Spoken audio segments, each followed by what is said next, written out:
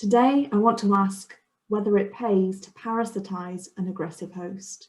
And by parasitize, I don't mean you are not what you eat, like this session is called, but more you are not your parents. So thinking about brood parasitism, where a parasite palms off the cost of parenting onto the host. This might be by laying its egg in that bird's nest, so that that bird takes on the cost of raising the offspring rather than the parasite. And if you're a parasite in this way, does it pay to choose an aggressive host as the parent? Because we can imagine that this comes with a trade-off. Having an aggressive host might be costly because it might be more difficult to parasitize the nest. I don't know if you would pick a fight with a bird like this drongo, but their frontline defenses could be much bigger towards the parasite and prevent them from laying the egg. However, there may also be benefits to choosing an aggressive host. For example, well-defended nests might have better parents and therefore be more likely to survive and have lower predation rates. So a parasite that successfully gets through to such a nest will have a higher chance of survival for its offspring. So who is the fearless bird in this image? Well, it comes from a family well known for attacking raptors. So I'll introduce you to fork-tailed drongos, which is the study system for answering this question. And now fork-tailed drongos breed across sub-Saharan Africa. And as well as being famously aggressive, they're parasitized by the African cuckoo.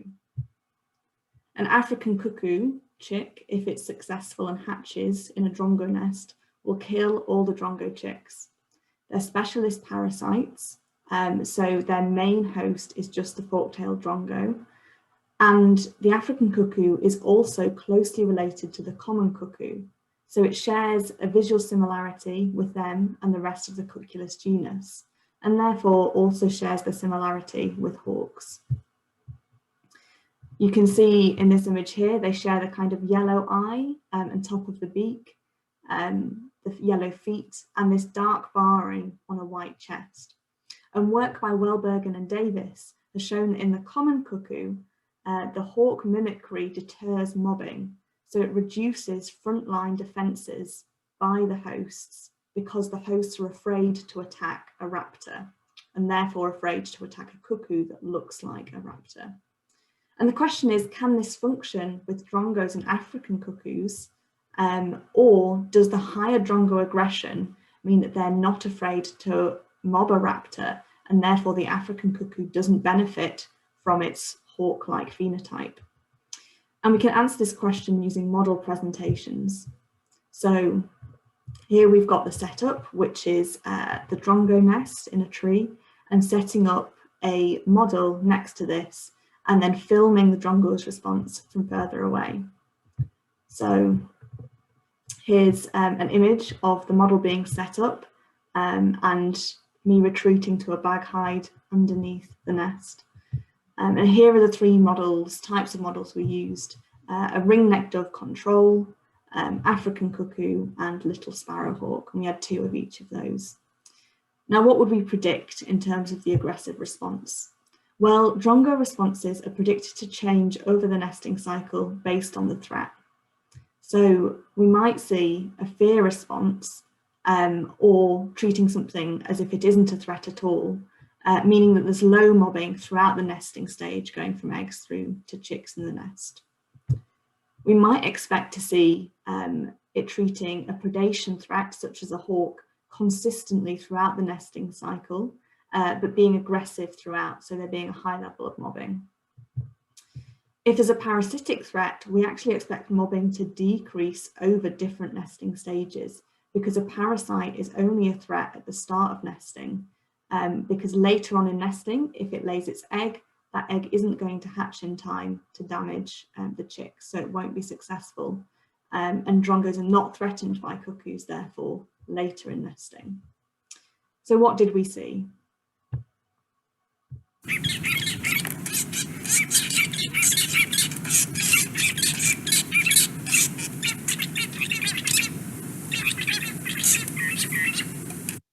So that was in response to the cuckoo model in the tree, and you could see some pretty aggressive mobbing, those swooping dives by the drongos there, and the alarm calls that they would make throughout these attacks.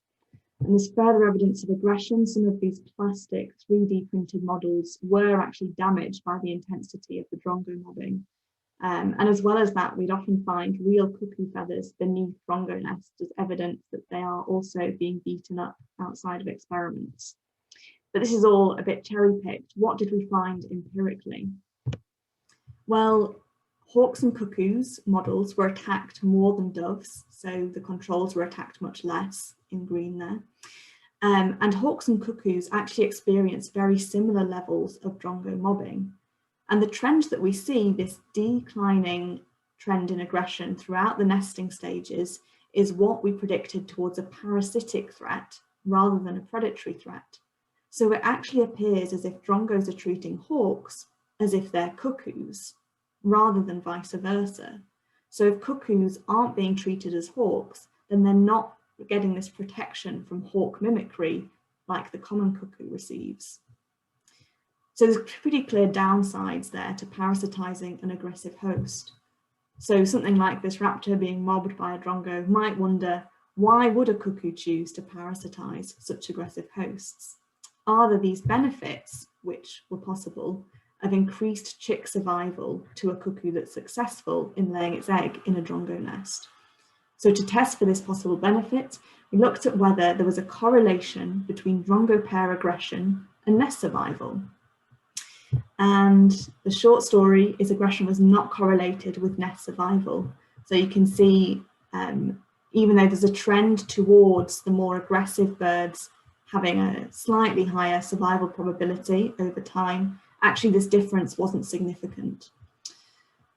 Actually, if we compare drongos to other species, rather than just comparing different levels of drongo aggression within the species, they may do slightly better. So from Mayfield's estimates, they may have slightly higher survival rates than wood doves and bulbuls, which nest similarly at the same study site. This is all quite tentative and not statistically tested. So the take-home message is really, there are multiple downsides to parasitizing aggressive hosts. You suffer from high frontline defenses, and these can undermine parasitic adaptations such as hawk mimicry. This really leaves open the question why African cuckoos look like hawks if they don't receive the same benefits as the common cuckoos. And this might be because they receive benefits in contexts outside of parasitism, or that it isn't in fact mimicry, but convergent evolution on the phenotype for a different reason. And it's also unclear whether these costs are compensated for by higher cuckoo chick survival. So now I'd just like to say a huge thank you to my colleagues, field assistants,